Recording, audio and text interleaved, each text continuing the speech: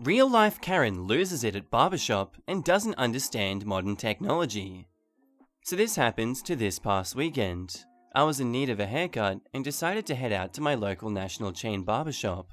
As, like most people, I am not a fan of lines. I did online check-in to put myself in the queue before I drove to the barbershop. This shop does not take appointments, just online and walk-in check-ins. Upon arrival, I noticed that I'm the first in the queue. While looking for my name on the digital board, I notice a name 4 or 5 down the list that says Karen +2. Being a fan of this board, I quietly snickered at this. The online check-ins have a symbol next to their name. Karen's did not, but everyone in front of her did. I sit down, and the only other person in the shop is a woman. Obviously our literal Karen. Sadly, without the haircut. Would have been perfect. And her 3 kids. There were no barbers available, but after a minute or two, one became free, and as I was at the top of the queue, they called my name and I took my seat. As I moved to take my seat, Karen, in a pure Karen voice and fashion, shouted at the barber, "Excuse me, I was here first. My children need haircuts, so I should go next." The barber informed Karen that the queue fills with people who do digital check-ins and walk-ins in the order they are received. And you don't need to be present to take your place in the queue via digital check-in. Karen huffed and puffed a bit, but eventually sat down in anticipation that she would be next. If that were the end of it, I probably wouldn't have bothered posting. But moments later, 2 of the remaining queue members who checked in digitally and were in front of Karen and her kids arrived and took their place. When the next barber called the digital queue member's name, Karen lost it and went on a full-scale rant.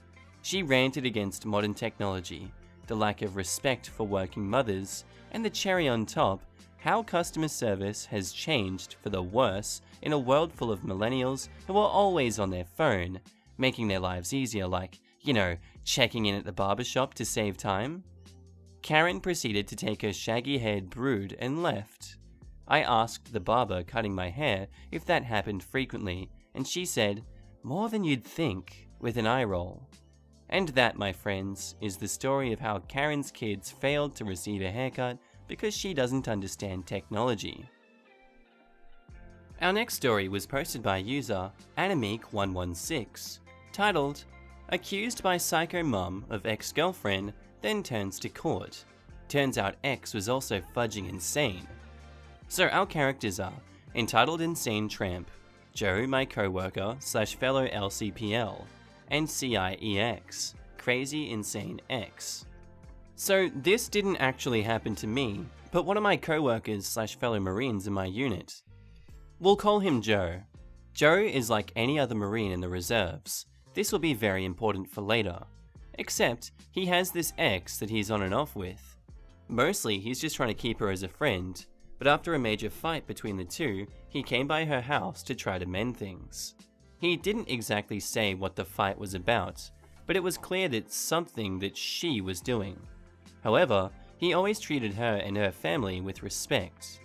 But after knocking on his ex's door and not getting an answer, he left behind a gift in the mailbox and decided to walk home. As he was about to cross the street to his house, the EIB mother tried ramming him with her car, accusing him of all sorts of high-profile charges such as rape, assault, breaking and entering, etc., and that she'd call the police. But being that he just barely got home from reserve duty and getting very little sleep thanks to not only taking on multiple watches, such as Fire Watch, where you walk around the HTC like a guard with a gun, and Radio Watch, you just stay in the comms tent and report anything major happening from the radio equipment, but also doing other stuff such as breaking down our equipment for use of the day, as well as chow for supporting 3 firing batteries from the field. So he honestly didn't give 2 craps and told her to frick off, and go ahead and call the police if she was right about the charges that she's throwing at him. However, the next morning, he gets a knock at the door, and officers actually were called on him, and he was detained. The officers were respectful, and he didn't give them any reason to make them suspicious of him at all. However, when he was brought to the court, the judge honestly wasn't there at all. and despite no evidence proving the charges that the entitled mother had said, despite them being false accusations and contradicting testimony, the judge decided to give him a deal after learning that he was a Marine. A very crappy one at that, but he didn't know how crappy it was going to be until he found out what it was. Therapy, appointments required by a psychiatrist, courses on sexual assault and harassment, and the list goes on and on. It would come out of his own pocket. He was basically given what the entitled mother wanted, him suffering financially. He then talked to a lawyer because immediately everything was nothing but BS. The lawyer then helped him out by pointing out all the contradictory evidence, testimony, and statements from many interactions between the ex and Joe. They went to court, but they had to get a different judge because he had the same one on one court hearing and didn't bother hearing his case. But with a new judge, after looking over the evidence presented and how Joe's statements and testimony ended up destroying the false charges and proving that the false accusations were fabricated with malice and malicious intent, which is a big no-no in court. So, the entitled mother and crazy ex had no choice but to settle. And Joe didn't need to go to those stupid, unnecessary classes anymore and was compensated for damages. But what Joe didn't know was that the crazy ex was in on it too, as no one suspected that she had involvement and thought it was just the entitled mother doing what she thinks is good for her grown-ass daughter. All thanks to one little statement after the new judge had sentenced. Here's how the entire thing went. Crazy ex: well, he added me on Snapchat and threatened me and was harassing me and threatened to do me harm. Judge: and why was this not in your written statements and evidence? Because Snapchat deletes it after 5 minutes of it being posted. Joe's lawyer: Your Honor, we actually have real-time evidence that he never added her on Snapchat or even said what she's saying. Any reasonable person could have taken a screenshot of it and presented it to the court if it was true. Judge: if you're correct, then why don't we have it in the record? Crazy ex: because Snapchat deletes it after 5 minutes. Judge: I believe that any reasonable person would have took a screenshot of it if that was true. My sentence is final. So, yeah, that's how that went. Joe saves money, he has his reputation and self-confidence back, and I've never seen a happier Marine in my unit than that drill duty where he had said he won his case. So buddy, if you read this, nice job on the court, thought, slaying the bitches. Edit. Wow, thanks guys. Especially to those who have given support for my buddy in my unit. Also, to those who were saying stuff about grammar, I'm sorry that I posted this from my phone and my autocorrect tends to change some letters around. And our next story was posted by user Take the Shot 56, titled Gamestop Mother and Manager Tries to Prevent Me from Buying Game. This is a few years old, but I figured it could use a place here so everyone can marvel this woman's sense of entitlement. This was back in 2013, when Grand Theft Auto 5 just came out, and I was about 14 at the time, so my dad had to accompany me to the Gamestop to purchase it. Our players are myself, my father, entitled manager, nice and I believe superior manager. After finding 2 copies of GTA off the large table they had set up in the back, myself and my father got in the long line to pay for our items, and I had to hand mine to my dad. We spent about 30 minutes in line each, excited to get home and play, and finally we reached the till, where Entitled Mother is running one of the registers. Entitled Mothers: Hi, just that for today? Dad: Yes. My dad goes to pull out his card to pay as I stand there. Entitled Mother looks towards me and down to the 2 identical games, getting a weird toothy grimace on her face. You aren't buying that for your son, are you? Dad: I'm purchasing both of these games and they will be on debit. Entitled Mother goes to take both games off the counter, putting them behind her. I'm sorry, we don't sell to youth and your son is 10 years old. I would never buy such a game for my child. How dare you corrupt his childhood like that? Me: I'm actually 14, but I am of course cut off by our Entitled Mother here. Entitled Mother: Sweetie, quiet! The grown-ups are talking. At this point, the other cashier has stopped ringing up, and several people are turning over to look. Dad, I am purchasing both of these games, and I am an adult. Whatever game I choose to give my child at home is my own business. Entitled Mother, no, I would never buy such a game for my son, and I won't sell it to you either. Neither will my cashiers. You are causing a scene, please leave. My dad kinda just blinks at this lady's idiocy. Ma'am, the only one making a scene here is you. I just wish to purchase a few video games. Entitled Mother, not here you won't. I'm calling the police right now since you were trespassing. While Entitled Mother turns around and actually dials 911 to call the police, she begins to give information. Of course, exaggerating the situation, claiming my father yelled and threatened her and banged on the counter, none of which happened. My dad, not wanting to cause any more problems, goes to leave after grabbing his card from the machine. Entitled Mother, the police are on their way. Do not come back in this store or you will be arrested for trespassing. At this point, the entire store is kind of in a bit of shock over what just went down. This woman had just been yelling the whole time. As we get to the door, some guy in a dress shirt and tie comes out from the back and quickly walks over to us as we are leaving. The nice manager, sir, please, would you wait just one moment? One of the cashiers just told me what happened, and I checked the cameras. I'm terribly sorry. We wait by the door as he goes up to the counter and starts laying into the Entitled Mother verbally. Entitled Mother, we talked about this. You can't be confronting customers. You can only deny sales to minors, of which this gentleman is not. He is buying that game for a minor, and that is his own right as an adult. We don't enforce parenting choices here. This was explained to you when you transferred. Well, it's too late now. I've officially warned him for trespassing and the police are on their way. Nice manager, he kinda just gets this bewildered face. You called the police on a customer trying to buy a game? Nice manager, at this point, took Entitled Mother's ID and key lanyard off her neck and told her to go wait in the back, called us back to the counter and rung up one of the games at a heavily discounted price and giving us one free, and apologized profusely again, explaining this manager has been warned before for this and that he will deal with the police when they arrive and not to worry. We left, and in the next few months we never saw Entitled Mother there again. I can only assume she was transferred or fired. And our next story was posted by user AceTheWolf195, titled, Springtime Festival Always Brings Out the Best in Entitled Parents.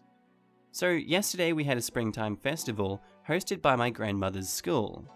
It was a small thing with only about 100 people showing up, but this was a concentrated mess of entitled parents, an amalgamation of all the 7 deadly sins: lust, gluttony, greed, sloth, wrath, envy, and pride. And today I'll share the stories of all these happenings in the span of 8 hours. But first, more backstory. The event was a small fundraiser for the school, as well as a competition for potchekos. So many of the school's students came along with families and friends, and families' friends, and most of us were in a pretty good mood. I was stationed at the games area, managing 2 different games, namely Pop-A-Balloon and Ring Toss. Most of the time just making sure kids played fair, and got the prizes they deserved. One other thing to note is that since there was a competition for the potchekos, people who wanted to vote for the best tasting dish had to buy a single-use meal ticket to get a serving of food. Vote, and stand a chance to win a prize raffle at the end of the event. Names will be standard as always: Entitled Parents, me, the Magnificent Enigma, and now onto the 7 deadly sins. Edit number 1, I've seen a lot of people freak out over a $400 Nerf gun. To clarify, all these dollars are based in Namibian dollars, NAD, which is roughly $14 for $1 American dollar. So, lust. This one, in my opinion, was one of the worst, considering the event was held at school with kids around. Entitled Parent decided her and her partner needed some alone time, and thought that my games tent would be the best place to do exactly that, as it had a closing zip flap. Approaching me with her lover, the following conversation happened. Entitled Parent: Hey there, I was wondering if you could help us out. Me: Sure thing, what do you need? Well, our kids are having a ball and well, hubby and I didn't have time for each other for a long time, and we were hoping you'd tell the kids you closed so we can use your tent. You want me to tell kids that all-day games booth is closed because some adults want to smash? Well, it sounds bad when you say it like that. Just tell them we want to cuddle for a while. I'll make it worth your while. At this, she reached into the man's pocket, pulling out a crumpled $10 bill. Something that here is basically enough to buy a soda. Yeah, no, I think you'll have more luck trying the bathrooms. And if you keep asking me to do anything, I'll call a teacher to escort you out. Ugh, you're such a brat, you know. People like you are why romance is dying. Ew, if you guys think that smashing in a tent in public is romantic, then I'm glad I killed that. Entitled Parent turned around and walked away with a huff. Strangely enough, the guy looking at me with a very sad, help me expression. Gluttony. Once it was about 1 in the afternoon, an announcement was made that the games and entertainment would be temporarily closed, in order to allow everyone to head over to the food stalls of the festival and get some food. Everyone seemed to be in good spirits, and the smells were really great, and this attracted people from across the street to attend the festivals as well. Everyone taking their portions of food from the chefs they deemed looked like first prize material. And as always, Entitled Parent had to make sure he got everything, even if that meant nobody got anything. He was a heavy-set man, thundering his way past other people, and I'm pretty sure his gut knocked a kid over in the process. He brought his own plate, and it was more akin to a cake pan than a plate.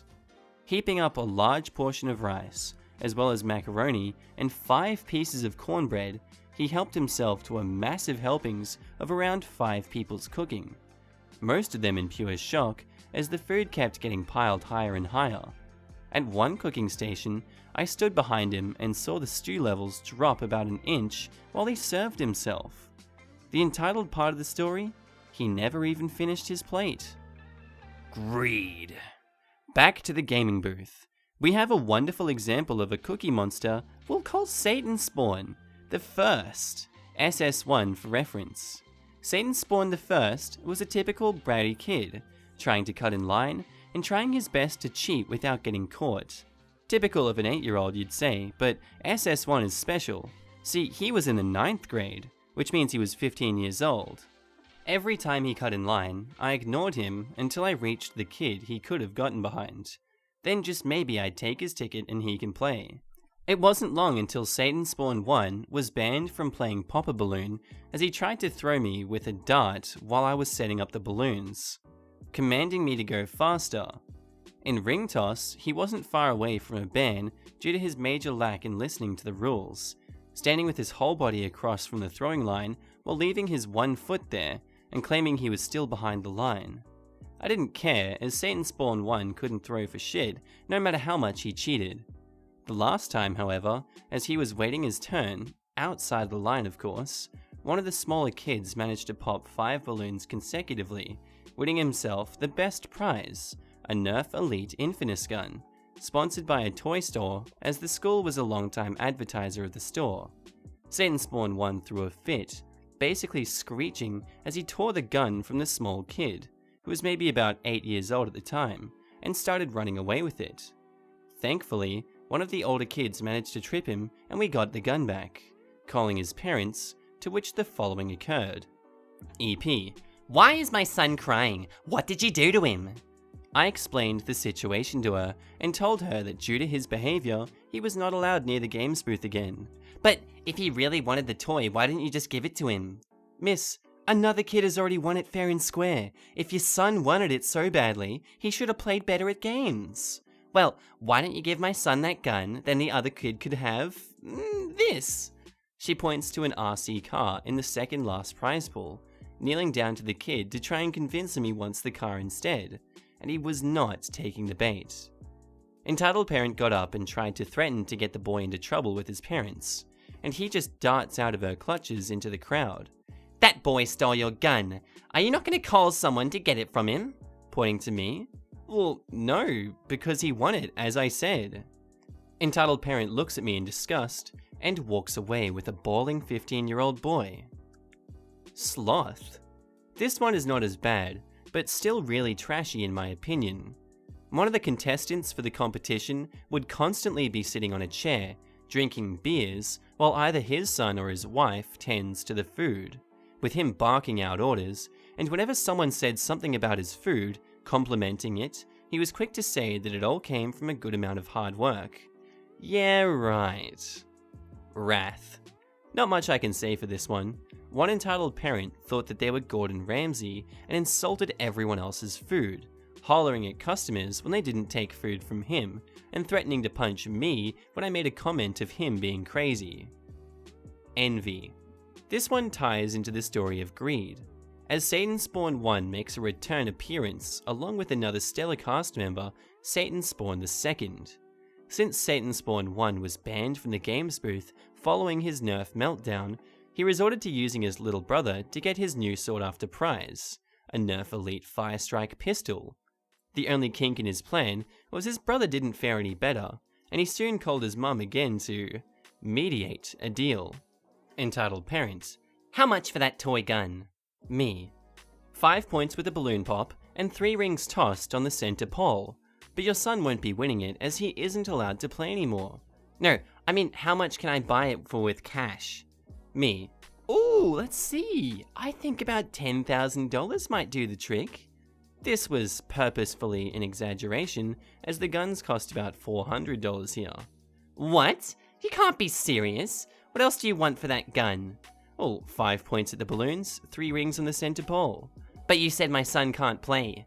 I'm sorry, miss. He should have thought about what he did before he tried stealing another kid's prize.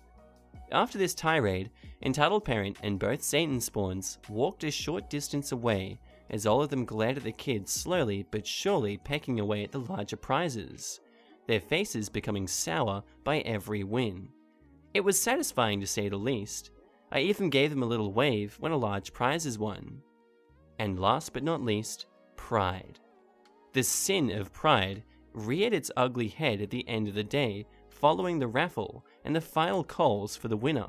The raffle going smoothly, and afterwards came the competition conclusion.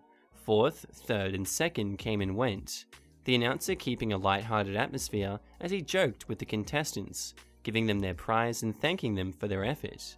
Entitled parent from Wrath then assumed he would naturally be first as of course, Gordon Ramsay makes the best food, and took the mic from the announcer and thanking everyone for their votes, saying how glad he is to win. After a couple of minutes of stunned silence, the entitled parent turns to face the announcer to ask if he did in fact win. The announcer shook his head, and to this entitled parent's amazement, another person in fact had won. With a loud "Fuck!" he tossed the mic on the ground and stormed off, pissed at the world. A fun day overall, save for the sins. For each entitled parent, there were 10 other parents who appreciated the work we were doing, and I've even gotten tips from some of them. And our next story was posted by user Catalea Jackson, titled, "Entitled Mother locks me out of the changing rooms and later shoves me to the ground and runs away." Now, this was my first encounter with an entitled mother, and it happened a few months ago. I'd gone home from college for a while since I was terribly homesick, and my parents wanted me to visit, and my mother decided to take me shopping that day. So here I was at a clothing store, shopping, and after spending a while picking out things to try, I had some clothes with me, and I headed to the changing rooms. There was a bit of a queue, but I didn't mind it, and I waited patiently for my turn. Enter entitled mother with her entitled kid, who disregarded me and the 2 girls waiting in line behind me and walked past us to stand in front of one of the rooms. All of us immediately protested, and my mum loudly told her that there is a line and that she should wait with the rest of us. Entitled mother's kid looked to be about my age, I'm 19, and she ignored us while her mother said, "Aw, you can wait another 10 minutes, I've been on my feet all day." My mother hates people who cut in line with a passion, and she began to chew entitled mother out, telling her to be a decent human being and wait in line like a normal person. But entitled mother refused to budge. The 2 girls behind me began to sternly ask her to go back, but she just ignored us. The employee nearby told her that she had to wait in line or she wouldn't be allowed to try on her clothes, and that it was inappropriate of her to do this. This enraged entitled mother, who shrieked at the employee saying, "How dare you talk to me with such disrespect? You're an employee, mind your own business." The employee looked irritated, but she persisted and told her that as she didn't stand in line, she would be forcibly removed from the store. Throughout this time, entitled kid stood behind her mother, glaring at all of us. Entitled mother huffed when she realized we were not going to take her BS, and went to stand at the back of the line. We thought that this was the end of it, but no. Entitled mother had other plans.